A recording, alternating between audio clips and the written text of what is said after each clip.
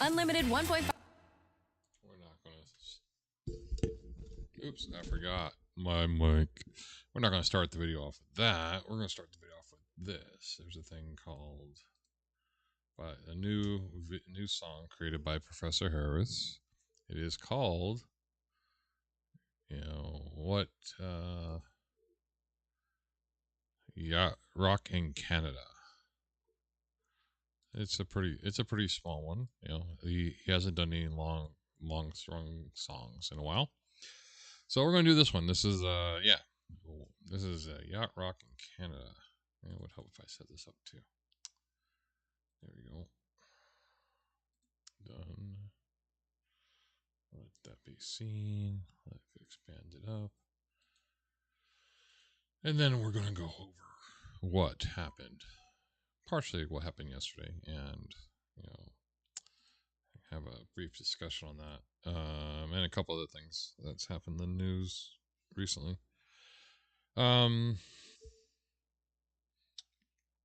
yeah, we got to talk about procrastination. You got to remind me to talk about procrastination because I'm just going to procrastinate about it. Here we go. What if Rush was yacht rock? Decidedly yachty. Taking it to Sausalito, baby. A modern day warrior, big strike. Today's Tom Sawyer, mean heart. So his mind is not for it. Don't put him down as arrogant. His reserve of quiet defense, riding out the day's events. The river. What you say about his company is what you say about society. Catch the mist, catch the myth, catch the mystery, catch the drift. The world is love and life are deep. Maybe as his skies are wide, the day's Tom Sawyer, he gets high on you, and the space he invades, he gets by on you.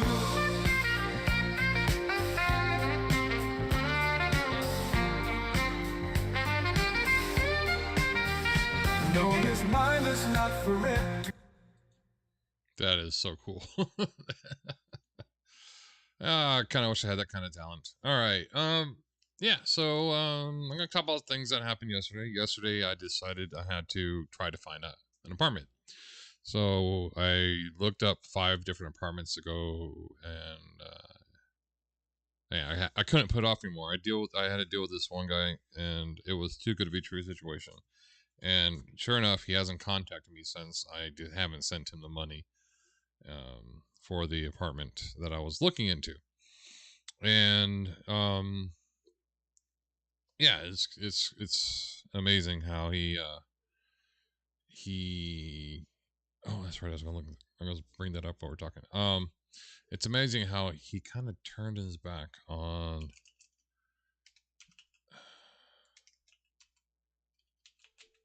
There we go.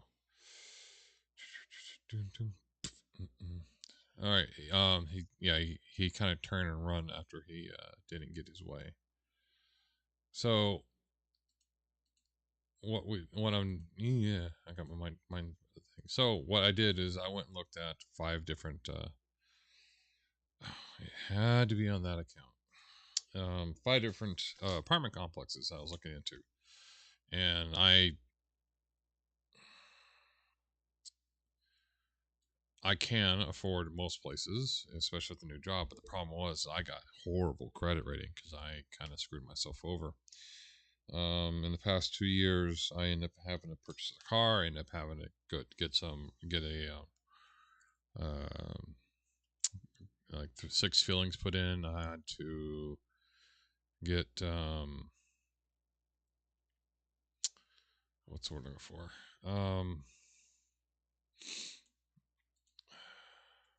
Come on, load. Where the code has been sent. You're not what you say you are. Delete. I end up having to have a post in a tooth replaced because I had a abscess tooth. I had what it was is I had a cap put on one of my back teeth, one of the back molars, and it was on this side actually, and they didn't put it on tight enough, so that some gunk got up underneath the tooth and eventually caused it to be a cavity in the in the stem. And then, oh, you have to excuse me, my voice. I have a slight cold. It seems like. I hope it's not permanent because I can't. I gotta go. I got more news. Yeah. So what happened is I had to have the tooth extracted. I had to have post eventually put in, and then had the tooth, whole tooth itself replaced and everything. And God, what the hell? Why didn't you send me the code? Resend the code. So I ended up, shelling out a lot of money and had to, pay for some emergency stuff, emergency repairs on the car, more health needs. And as a result of it, I got myself into some severe debt with credit cards. So I ended up working with the National Debt Relief. But when you do that, this is a warning, and they did tell you it's a warning that your credit's going to go to shit. Sorry for the language. And as a result of it, if you're living in a place, renting or buying, stay. Don't move. Don't go anywhere. Just wait this whole fiasco event out. If you have to move, well, there's a problem. When I went to a few of the apartment complexes. They go, yeah, your credit score is so bad that it's almost outright denial from the start. Why is that not checking my mail? And so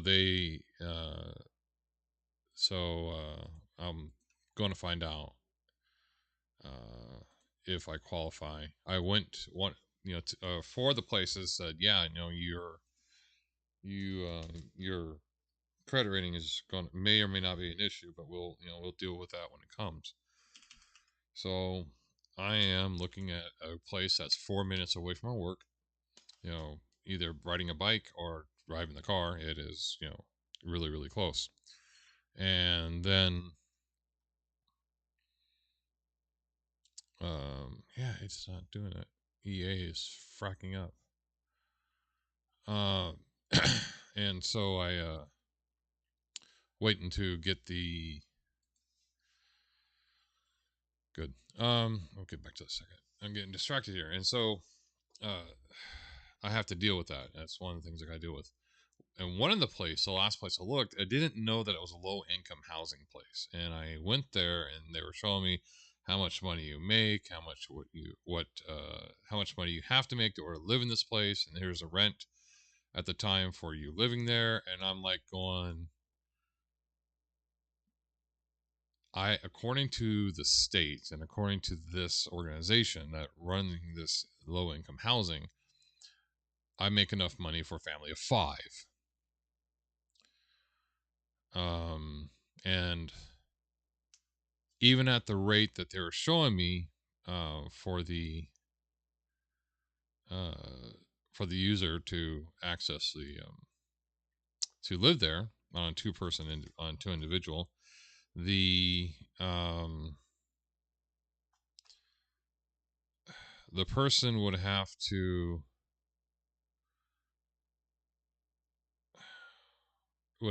actually spend, in my calculations, roughly, how much would it be?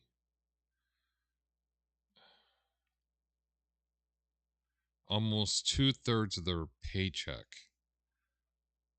Not just 2/3, but almost 3/4 of the paycheck, their entire paycheck, to live in this place. So not only would they move in, but then they would barely survive. They would have enough money to either make a car payment, if any. They would be able to make enough money to buy groceries nowadays. We'll see how the future goes at this point. And it was just amazing to see, like, whoa, that I saw those numbers and I'm like, wow, that's not going to work for anybody. There's a security code I was looking for. Hopefully this one worked.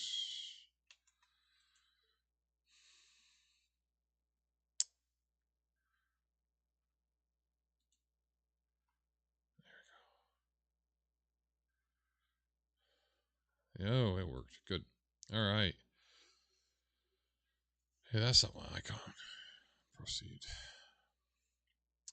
And so yeah, so as a result of it, we're going for the next couple of days. I got to do a series of packings and a series of trying to get things going for my to get moving to the place. And as a result of my packing, I should have started packing a month ago. I got too much stuff, too many things. I got about a third of my board games or half of my board games packed up already. I got all the DVDs I own backed up, Blu-rays and DVDs and games. They're all packed up right now. I gotta resort the place so I could work it out, and it's just not working out. All right. So yeah, that was my life in the past couple of days. All right. So I went over the other day. My last rant. I was going to do yesterday, but I was so entranced in politics yesterday that I shouldn't. It's amazing. It's really super amazing what has happened in the past few days. I still can't find an answer that that's bugging me when people say that, hey, I woke. Yeah, that's pretty much. I got some individuals. I saw a message today saying, woke up saying, I woke up this morning finding that I lost my rights today. And I'm like going, what rights did you lose? And I haven't got an answer yet. There was just absolutely no answer. I mean, one person at one point, I had a discussion, and they said that, hey, yeah, I lost my right to abortion. I go, no, you didn't. And they go, yeah, I did. I mean, this is when the Roe versus Wade decision came down. And I'm like, how did you lose your rights? Well, I was like, you live in Washington State.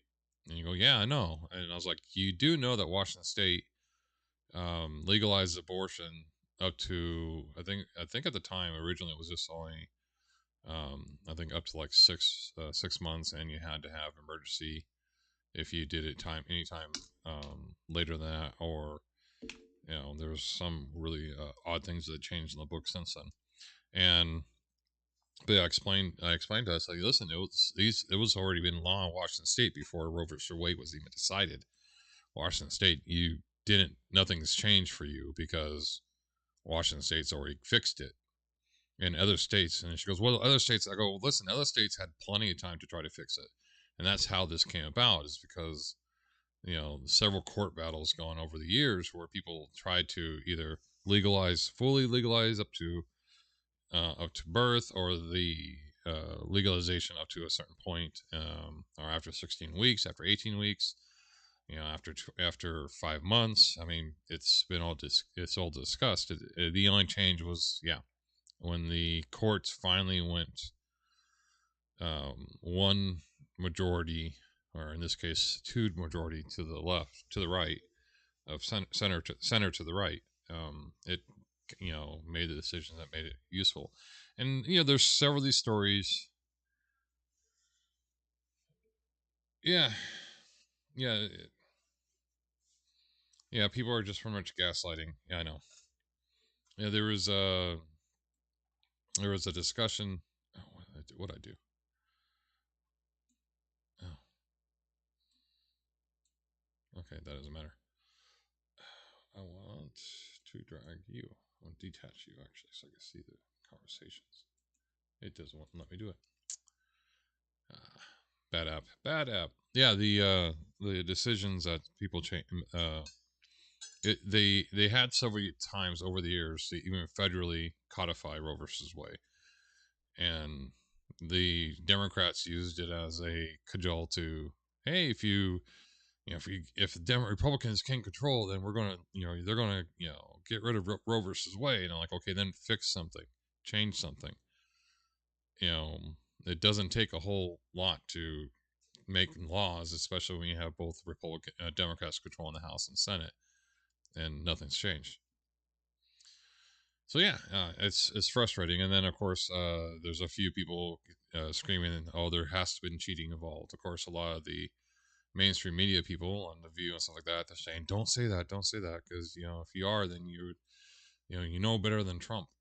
You know, we got to be better than him. They're like, you're not being better than him when you claim that you're not gonna gaslight and you're not gonna call people names, yet you call people names like crazy. All right, so that's my one rant for the day on that one. What I'm going to talk about now is, again, I'm going back to Dragon Age. I talk about in a little review that I wrote up on Twitter that I pinned to my Twitter account.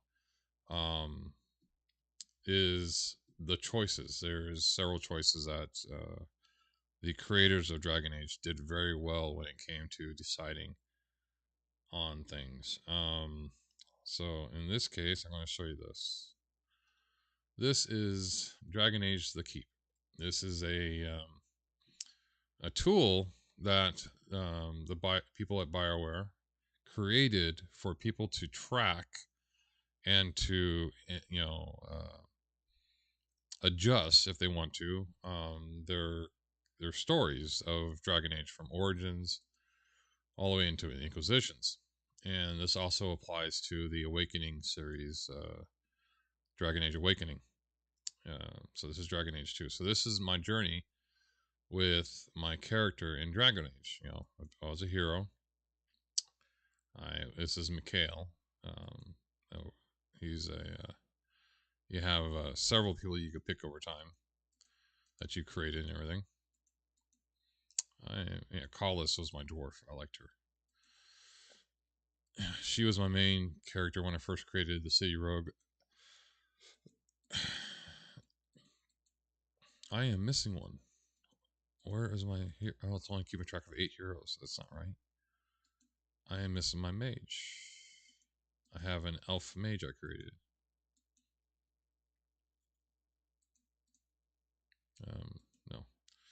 No. So yeah, you can actually, make your favorite links and all that.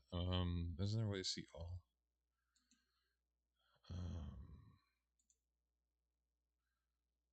Yeah, show Cityos mages. There we go. That's a human mage, but I made an elf mage. I didn't make a noble dwarf. Oh god, noble dwarves just pissed me off. Oh.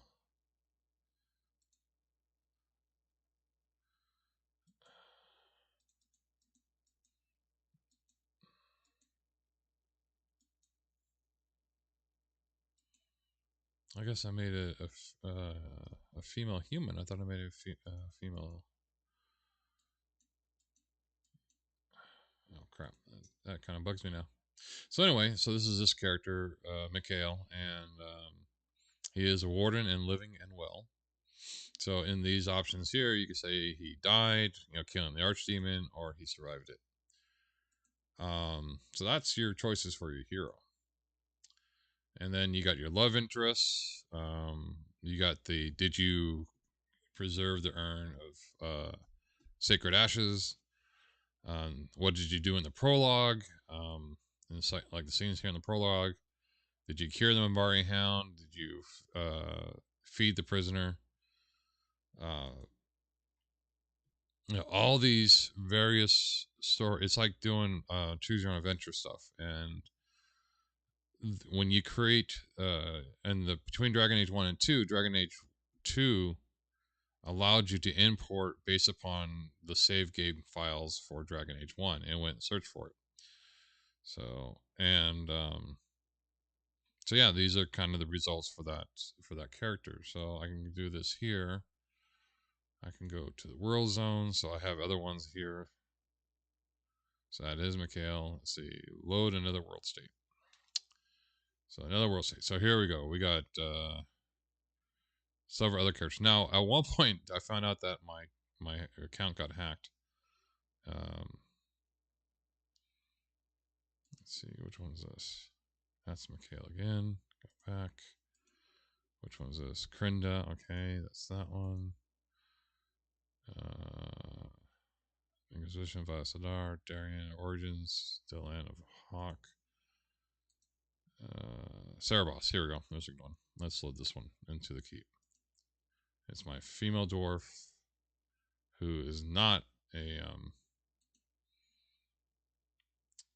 all right, so world state that we got. Oh, here we go, heroes.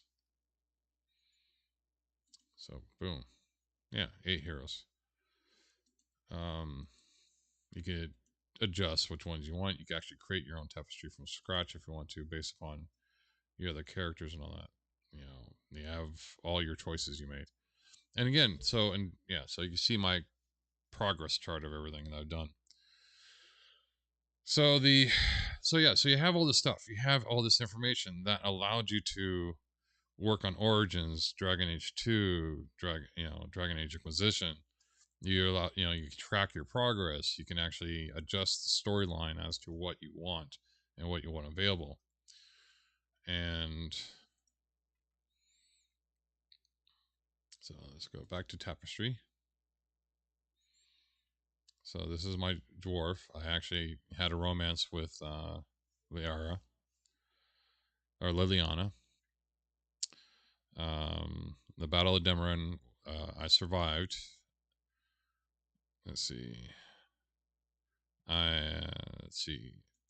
Earl of Ratcliffe is. Let's see what we did here. We helped fight the Earl of Ratcliffe. We helped Ratcliffe prepared. Connor is alive and not possessed. Bella took owner of the tavern. And see, you freed Bevan and returned the sword. Returning the sword was a key thing. That's his sword. You helped the daughter escape, and Isolde is alive. All right. So go back here and let's see. Let's go to companions here. In companions, our romance of Lyanna, recruited the dog. Loghain was executed by the warden. Yeah, my dwarf didn't like him. I persuaded Reverend Mother to free Sten. I recruited Sten. I renewed Sten with his sword, so that's why Sten went nuts and killed the family. I recruited Algren. We recruited Zevran. Zevran is alive. Zevran is actually an Antivan Crow. He does apparently make an appearance in Dragon Age Veilguard. Recruited Wen. Alistair became the king. Alistair, the warden. Alistair, and our lovers. No. Wen is alive. Liliana is alive as well.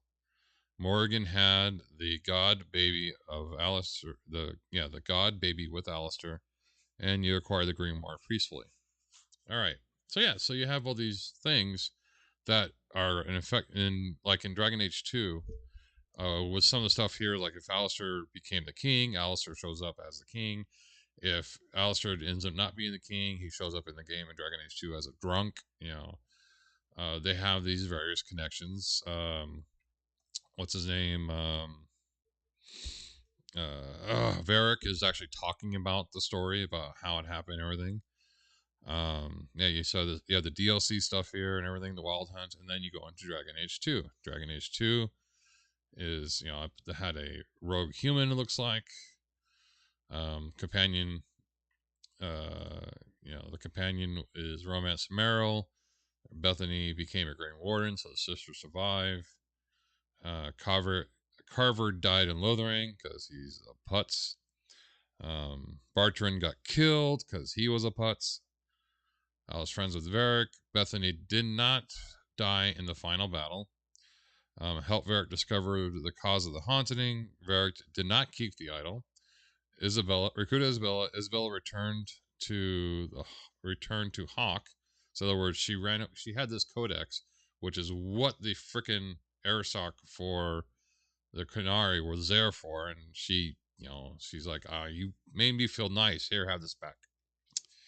Meryl stayed with Hawk. Now Meryl, I think, makes a brief appearance in Inquisition. Did not approve Anders destroying the Chantry. Evelyn married Donick. Evelyn is alive. Meryl was not with the clan. Meryl's clan was not killed, so I didn't have to kill them. Meryl did not destroy the Illuvian because I was an idiot.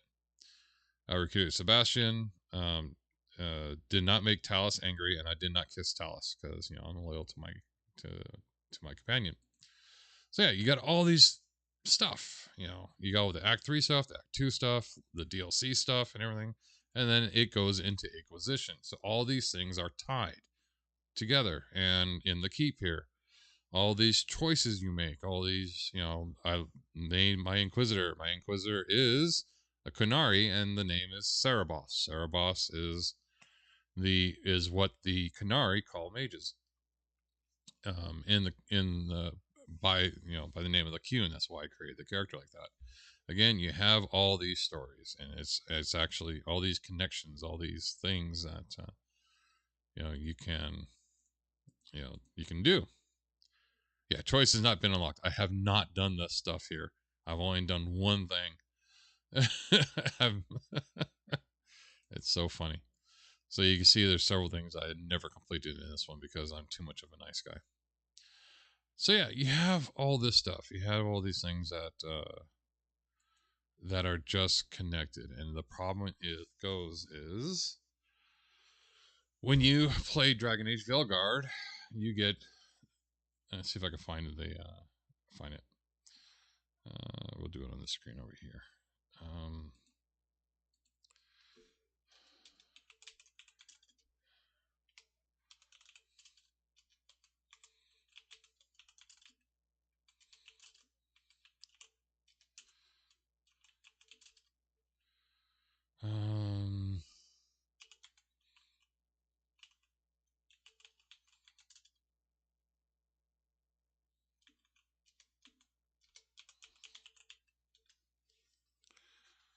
Let's see if anybody actually revealed it. Yeah, here we go. Dragon Age Veilguard carries over 3 big decisions. The 3 major decisions that you play Dragon Age Inquisition. Here, let's do this here. Let's bring it over here. Hello, computer. All these freaking ads. God, I hate these things. All right, so here it says, Dragon Age Veilguard carries over 3 big decisions from Inquisition. The 3 major decisions, I can speak, carried over from Dragon Age Veilguard is one of the defining features of BioWare's game and how its choices in Wild and Title can influence the world in the next.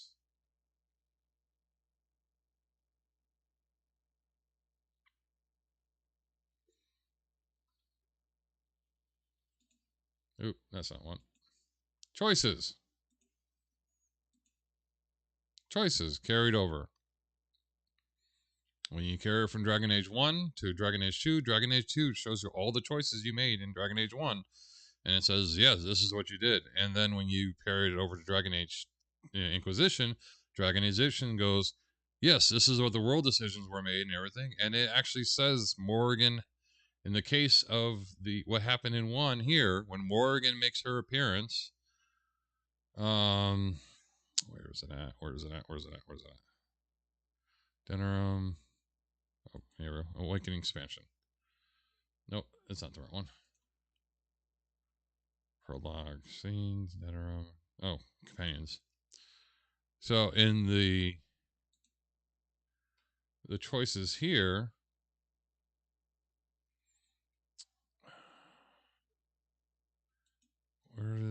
see, in the choices here that you made in Dragon Age 1, Dragon Age Inquisition actually introduces Morrigan with her child, her son, who is now like 6-7 years old. That's an important decision that happened in Dragon Age 1 that affects Dragon Age 3, the interaction with that child.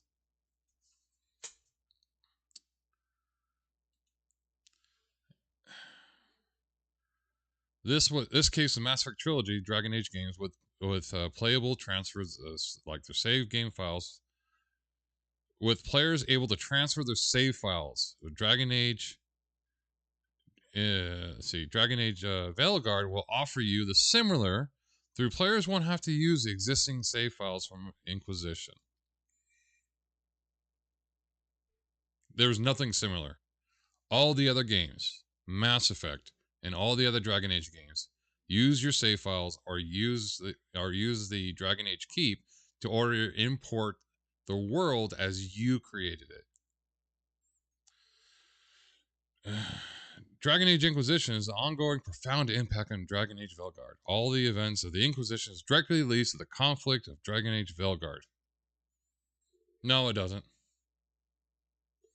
From what it looks like, the choices you made with Dorian and his family dealing with the Tormentor is not an option in Dragon Age Velgard. It has no impact. You're only doing it as what the writer put it as, not as what you picked it. And that is just awful writing. It was confirmed some time ago, players won't be able to simply transfer existing Inquisition to Velgard, but instead they will remake them from scratch. Likewise, carrying your choices of the Inquisition, Velgard would also require you some simple input the players put. When was this article written? September 27th. So they don't know. Inquisition choices that carry from Velgard, who you romance, whether the Inquisition was disbanded or not, and whether you decide to save Solus. That's it. That is all you get. So, in the tapestry of the keep, none of this matters for Origins. None of this matters for Dragon Age 2. The only thing that matters in this is the Trespasser DLC. I try to stop Solus at all costs. I preserve the Inquisition. And who did I romance? That is it. None of these other choices here. What the Iron Bull, the Iron Bull and Telvishoth, what Jenny and what Sarah and the Red Jenny impact you did there. The work with Vivian and her people being friend. The friends connection that you did with Solus and how well how he reacts in the game to that. Whether or not, so this situation here, freeing Solus's friend, this situation here with Dorian, and Dorian makes an appearance in the game. Nothing. It has nothing. You cannot do anything. It is awful writing. It is awful. The Game Rant article here is nothing but a fluff piece that just takes away from everything you've done or for the past years of playing the game. So my recommendation, again, I've done the recommendation. I've already said it before. I'm not going to say it again. It is Velgard did such a bad. They did a bad. What's the word I'm looking for? They didn't have any respect for the players. They wanted to tell their own story their own way, and they wanted to influence you in a different way too. Because by how much they put into the dialogue for, the dialogue on politics. To say, there's a better way to say it, politics. And I find that very disheartening. All right. Yeah. So we'll stop there on that rant. I may rant again on. I don't know why I'm ranting so much on Dragon Age Velgard. I guess I'm more passionate about the game than I expected. So what we're going to do is this video by Good Bad Flicks was made 3 years ago. It's his first time ever doing the forgotten TV show segment type stuff. 5 TV shows that you have forgotten or never seen or never heard of or never seen. Yeah. Is there any water in there at least? Yep, there's. All right. Sorry about that.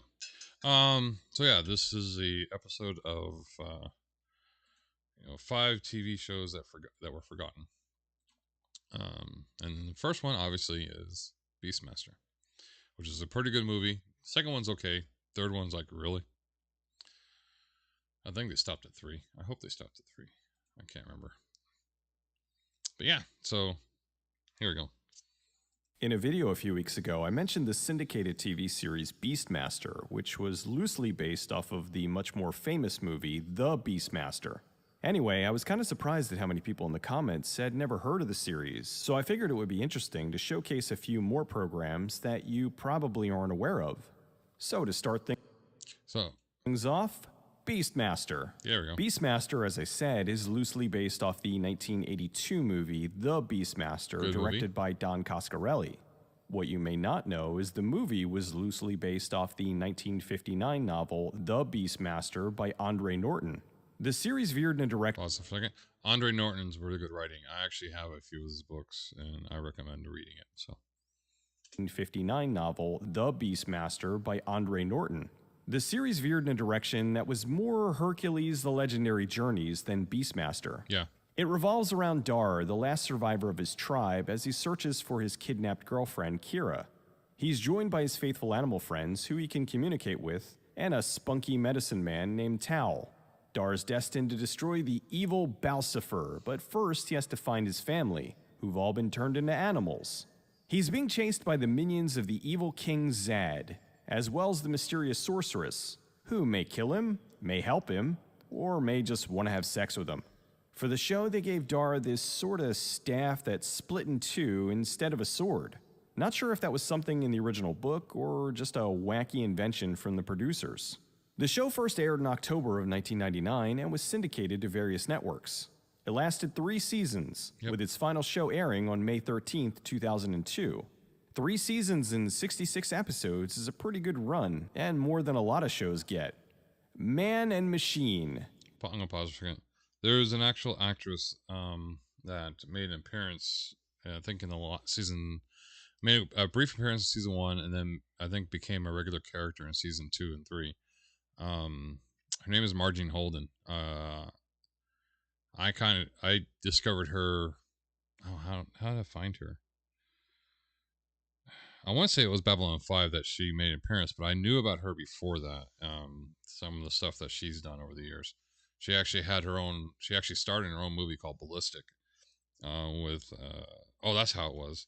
I was looking up at the time bodybuilders and some of the movies that they did, and I found one that had a movie called Ballistic in it with a specific. At the time, I was interested in bodybuilding, but I could never do it. My joints weren't strong enough to continue lifting weights. I blew up my shoulder and my knee doing football. So that's how I found Margene Holden, and then of course she made a brief appearance as secondary characters in Babylon 5 the series, and then eventually she became the Doctor in Babylon 5 Excalibur, to which the producers said to JMS, "Hey, we can make this show better if you air the episodes in this one." He's like, no, it ain't gonna help. It's gonna make it worse. And then it only lasted barely 1 season.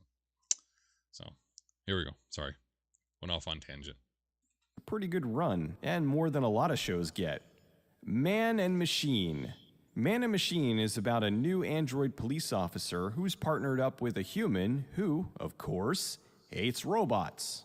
The android learns emotions and what it means to be human, while the human learns that having a robot partner is useful or something. The series was created by Dick Wolf, the guy responsible for the Law & Order franchise. Wow. So the episodes of Man and Machine play out in a similar fashion. Crime is introduced at the beginning, and the 2 cops figure it out by the end. Only with this series, they throw in all sorts of cool robot things or humorous robot moments, like Eve going on her first date. This was Yancey Butler's second TV role. Wow. After, not surprisingly, she was on an episode of Law & Order.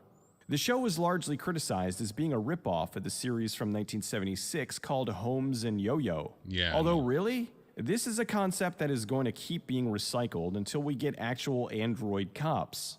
In 2013, we had Almost Human, Which is a good and in series. 2018, we got the video game Detroit Become Human, where one of the storylines is about an android cop. I'm sure there's other instances, but those are just the ones that come to mind. Now, so I played Detroit Became Human because I thought it was interesting, in the concept of what they did and how they did it. The replayability of it was kind of lacking. I had a rough time I played it once through, and it was actually really cool, and I really enjoyed it. Uh-oh. Got my nose twitch.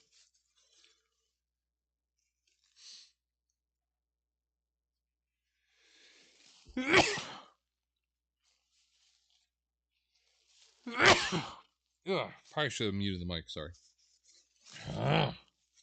So anyway, so I played the game through, and it was really good.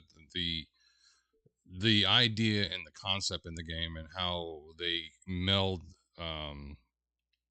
one things over another, and it was the way you do a discovery and inspect things, really nice and everything. I recommend this game. If you like detective stories, it's a really good game, and a little bit of how to deal with racism. Found an android cop. I'm sure there's other instances, but those are just the ones that come to mind. Since Man and Machine was made in the 90s, it's an interesting take on androids, since technology and the internet were really taking off. I think they genuinely thought we'd have something like android cops in 2021, which we kinda do, but it's not sexy Yancey Butler fembot. Nope. It's kinda Paul Blart robot cop. The show only lasted for 9 episodes and was canceled in July of 1992. The Burning Zone. After I've the never success seen of the that one. blockbuster movie Outbreak, the newly founded TV network UPN created The Burning Zone. It's about a team of virologists investigating various disease outbreaks. This was all linked to something called the Plague Wars. The show borrowed a little bit from The X-Files, with the virologist Edward, who survived having Ebola as a she was child, in Babylon 5. and the super serious The Dr. pilot. Kimberly. The two play off each Oh, other okay. very much like Mulder and Scully. They're joined by Agent Yeah, I Haley, think who she was in the provides the pilot. protection for the team. There's also Dr. Cassian, who may or may not be evil. The show had terrible ratings, so about halfway through Pause, the first pause, pause. season, Yes, she was the second in command in Babylon 5, and then got replaced when it went after the pilot, replaced by Claudia Christensen, or her character Susan Ivanova. Sorry. may me back not up. be evil for the team. There's also Dr. Cassian, who may or may not be evil. The show had terrible ratings, so about halfway through the first season, they fired the two leads and made Dr. Cassian the focus. Taking more from the X-Files, they started making the shows about conspiracies and viruses that have come here from outer space. I enjoyed The Burning Zone because, like many early UPN shows, it was a weekly dose of camp. Episodes were obviously lower budgeted, and they'd often appeal to schlock and violence to try and keep their audience. It worked on me. I watched every episode. In the beginning, the show tried to remain serious, but later episodes are downright ridiculous. The show had horrible ratings, and the major switch in the cast did nothing to get more people to watch. It ran out its first season and was canceled, with its last episode airing on May 20th, 1997. While the show was in syndication on networks like the Sci-Fi Channel, it, as of currently, has never been released on DVD, Blu-ray, or any streaming service. The New Adventures of Beans Baxter. The New Adventures of Beans Baxter was one of the earliest shows on the Fox network. It's about a teenager in Midnight, Kansas wow. who inadvertently becomes a spy after his father is blown up by a bomb. His father is not really dead, of course, so Beans works with the network to try to rescue him, all while dealing with being a spy and doing the usual teenage stuff. Wow. The show was a comedy with its tongue firmly in cheek. It had a tone similar to a later series, Parker Lewis Can't Lose. Beans is downright goofy, and with episodes only 22 minutes long, it was usually a quick setup and then various jokes until the end. Beans was played by Jonathan Ward, who won an award for Best Young Actor starring in a new television comedy series. Wow. Apparently, the role was originally offered to David Spade, who turned it down. Watching Beans, you can really see that was the look they were going for. Fox didn't have a ton of programming at the time, so Beans went on for 2 seasons. Two The seasons, last wow. episode aired on November 28th, 1987. Whoops. Whoops is something of an anomaly. A post-apocalyptic sitcom. It revolves around 6 survivors of a nuclear apocalypse who live on an abandoned farmhouse and try to rebuild society. The show was called Whoops because, as we find out in the intro, the apocalypse was an accident. But at the very moment the homecoming queen was receiving a deservedly warm reception from the crowd, some darn kids were playing near one of the missiles. Launch commit. Whoops. Retaliation was swift. Fail-safe and doomsday mechanisms kicked in exactly as programmed. And in less than 50 minutes, but for a handful of survivors, the world had been destroyed. Looking back on it, it had to be considered a bad parade. Whoops. One of the actors. There were some who thought this was a remake of the British sitcom Whoops Apocalypse from 1982. However, that one focused on events leading up to the apocalypse, while Whoops was post-apocalypse. It's possible, though, that was where the inspiration came from. Could. In a way, the show was a post-apocalyptic Gilligan's Island, with each week the survivors having to overcome whatever the writers threw at them. Things like building a farm or fighting a giant turkey. There was even an episode where they fought off a giant spider, which, coincidentally, also happened in Gilligan's Island. Each one of the survivors has a particular set of skills they can use to help keep the group alive and also to use for comedic effect. The series was produced by Whit Thomas Productions, who made numerous hugely popular sitcoms like Soap, The Golden Girls, Soap was great. Benson, and Herman's Head.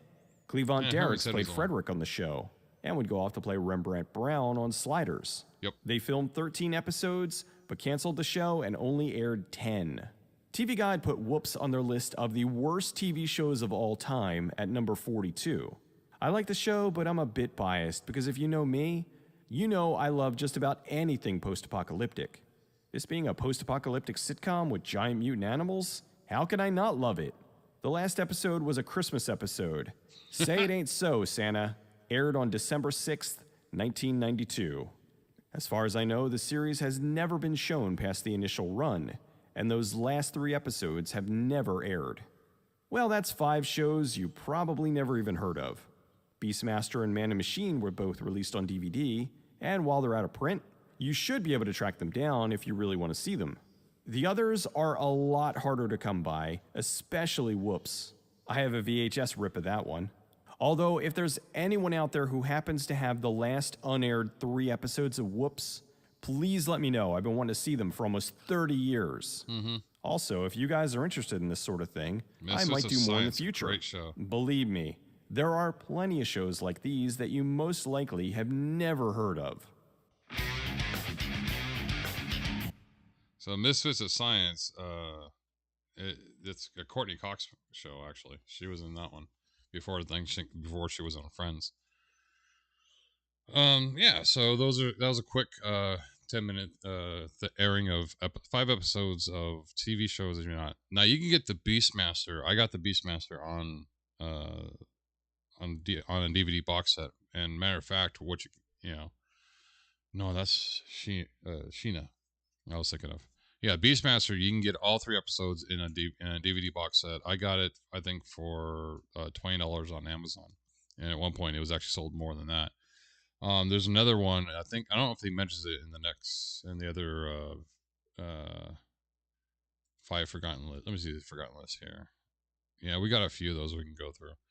There's another one later on called Sheena, a show called Sheena, Queen of the Jungle. Yep, they do have it. He has it here, I think. Maybe. And that one's based off of a comic book series based off of a movie, turned into a TV series. And you can actually get Sheena, Queen of the Jungle, all the episodes plus the movies on one DVD box set. I really enjoyed it. But that, and then again, I'm just odd that way. All right, so that's that. Let's. I'm going through a disputes with YouTube. The same dispute I have on what's it called? Twitch, where there's somebody claiming to own the rights to Miracle of Sound songs, and they don't. And so they're like, we have a copyright claim on this video. So what happens when the copyright claim happens? The video, up to the point of you broadcasting it, you earn whatever viewership you got on that, you earned, your income for that video. And then anything after that, it immediately, instead of pausing it and putting it into a side fund till you can prove that you own or you have the permissions to play the songs and stuff like that on, or you can prove that it's your own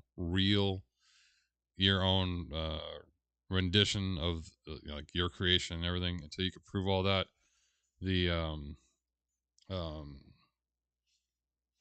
the the money should go into a side account. Instead, what it does, it immediately goes to the people who have the copyright claim on that segment of your video or the entire video itself. It depends on what they do. So they'll get that high peak segment that you have, and they say, "Yep, all that's mine."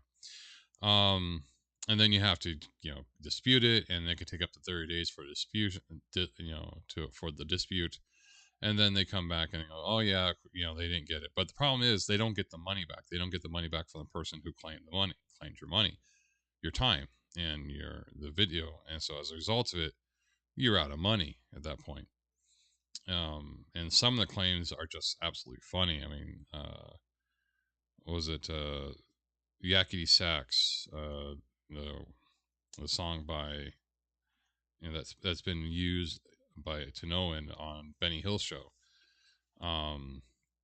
Somebody claims Yakety Sax, and of course they don't own it because it's actually beyond the copyright date on it. So as a result of it, no one really owns it. It's free play range. The Mighty Jingle did a song that is the British national anthem, and he used an earlier recording of it from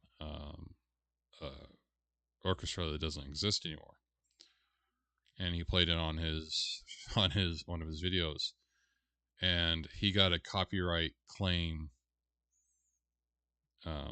by the Royal Symphony Orchestra, claiming that is their song, and the version of the song that he played is one that they own, when actuality it's from from an entirely different individual that doesn't, a group that doesn't exist anymore. All the performers pass away. The company's not even together anymore, and so it frustrates it because Jingles used to get up to 200,000 views on a regular basis, and now he doesn't get that many. But he produces videos every day that gets at least between 40 and 80,000 views. Yeah, so it's just kind of funny how the copyright explosion went. I mean, I'm getting copyright claims on songs by a company that doesn't even own the song at all, and I actually have written permission from Gavin Dunn, who created Miracle of Sound, to use his music in my streams or any of my videos. And yeah, I find that absolutely funny. All right, so this is what we got. What we got here, we're gonna end it out with a song by Miracle of Sound. That's probably why I went that route. And this one was created. I'm not sure if I remember him mentioning he only does songs to video games or to things that he likes, things that he's experienced, things that he, like movies. If he did based on a movie, he really enjoyed it. Someone actually made a request one time and said, "Hey, can you do a song for me?" And he's like, "No, I can't because I don't like it, or I've not played the game. I have not done this or that." And so he refused to, they were going to pay him a lot of money. He's like, "I don't care. I've never played the game or the series or watched the show, so I'm not going to do a song for it." And so he kind of has that, that good, that good nature about him. So what I'm going to do is we're going to play a video. Wow, Valhalla Calling got over 106 million views. That is, whoa, impressive. That is his most viewed video on this channel. I think. Let me try find one of his old stuff. I'm sorry, I got distracted by the numbers here. That's thoroughly impressive. I mean, I'm seeing stuff that only got 300,000 views, 1.2 million views. Yeah, Skyfall song that he created 11 years ago was only 638,000 views. I'm trying to find his original songs that he did at the very, very beginning. The Commander Shepard song. Yeah, Commander Shepard only has 1 million views. The original video, that was a Ballad of Clay Carmine's, only 208,000. Wow. And that's some of his earlier stuff. Dragon Age. Yeah, there you go. Dragon Age, based off of Dragon Age 2. 3 million views. 13 years ago. Okay, here it is. The official Commander Shepard video, music video, got 4.9 views. All right, that makes sense now. All right, so what we're going to do is we're going to watch a video here and go with the song. And this song was created for Mass Effect. This is one few times that they requested a song and he made it, and that was for Mass Effect Legendary Edition. It was for Mass Effect 3. He created the song for. This is the updated version of the song from 3 years ago, from Take It Back, when the Legendary Edition of Mass Effect came out. It's at 2.1 million views. So. Hate seeing ads? Yes, I do. So stop talking to me. Waiting for the ad to go. Because, I'm not going to show ads. Are you kidding me? All right, so here we go.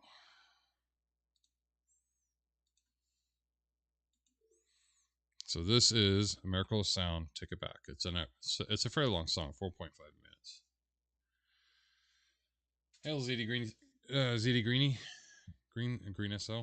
Sorry, I can't say that right. ZD, I just call you ZD. How you doing?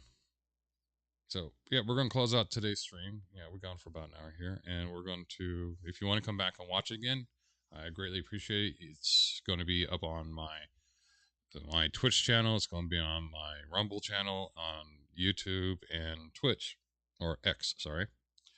So you can like and subscribe any one of those points. I greatly appreciate it. You can even just, where subscribing and Twitch is more follow, but hey, we all know that. I don't need to tell you that one. So here we go.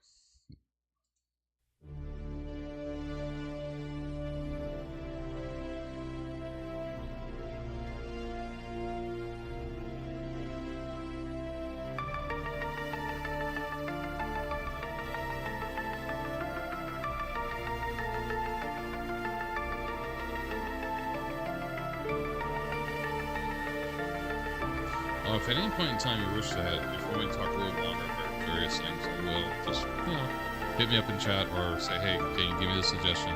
Leave a comment, a suggestion of a topic or something here. I can tell you more stories about what happened to me. I think I left off when I was a year and a half old.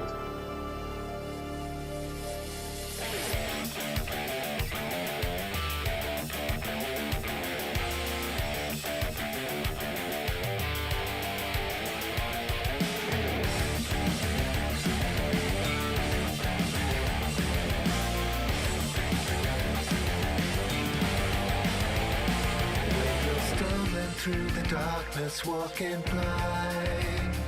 Don't forget that there is always hope to find. Choose your path, walk it well.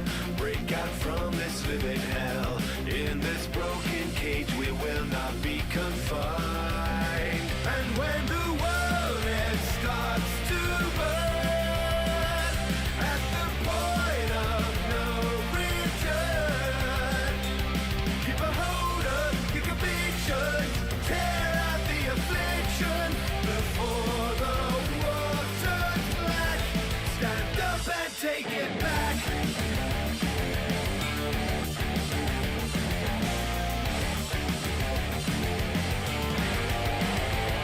As the towers of steel and stone crumble to dust, the foundations of our hope begin to rust. Choking fear, screaming sound, your head and heart they pound. You face your demons down because you must. And when the world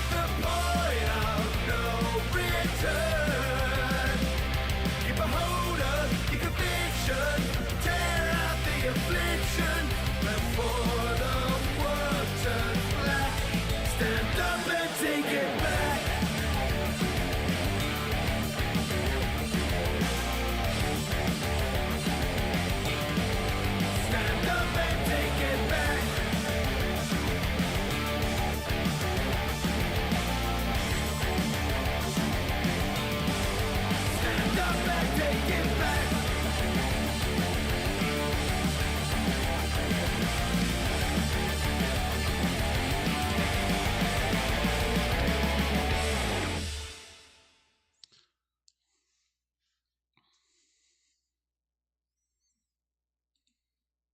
All right. So I would say this: that Miracle of the Mass Effect games, that space battle sequences, I actually really enjoyed. Both and actually in all three games, actually the space battles you did in all three of them. So yeah, so that was Miracle of Sound. I hope you enjoyed it. If I continue the conversation a little longer than normal, have pick a topic that I willing to trussle. I mean, I have a lot of experience, not as much as some others. There are times when I'm an idiot talking out, not quite having a good conversation. I don't debate well, and I have good points but bad debating skills. All right, so with that, I leave with this: be nice, be kind.